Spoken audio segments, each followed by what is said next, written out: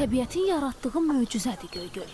Adına şeirlər yazılıb, mahnılar qoşulub. Amma onun gözəlliyini mütləq görmək lazımdır. Həm də fərqi yoxdur. Qış olsun ya yay. Göygöl ilin bütün fəsillərində gözəldir. Turistlər də hər fürsətdə bura gəlir, bu gözəllikdən zövq alırlar. Göygölə xoş gəlmisiniz. Təkcə Ramazan bayramı ərəfəsində Göygöl Milli Parkına üz tutan ziyarətçilərin sayı 4000 nəfərin üzərindədir.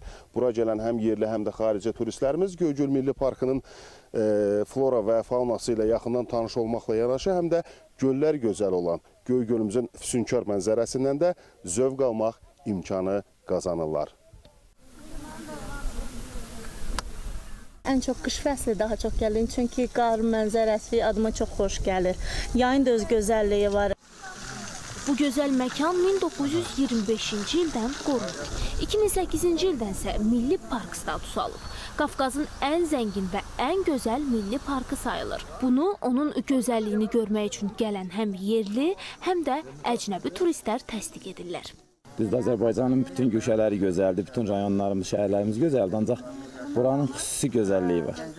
Bura gedəndə adamın ruhu dincəlir.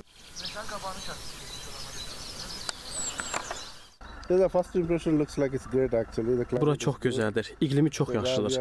Bizim iqlimimiz tropik olsa da, bura bizim çox xoşumuza gəldi. İnsanlar bizə çox isti münasibət bəsləyirlər, qonaqpərvərdirlər. Azərbaycan həqiqətən də çox gözəldir. Göygöl də çox füsunkar yerdir. Hava sərindir, çox gözəldir. 13 min hektara yaxın ərazisi olan Göygöl Milli Parkı nəsli kəsilməkdə olan flora və fauna növlərinin qorunub saxlanılması, eləcə də ekoturizmin inkişaf etdirilməsi üçün çox əlverişli təbiətə malikdir.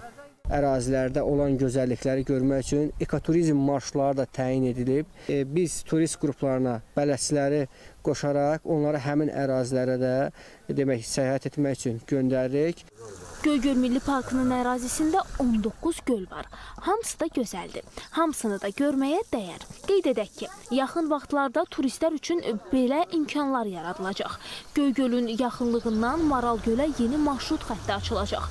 Xaliq Qurbanlı, Fuad Quliyev, Səkinə Bababəyova, ASTV xəbər.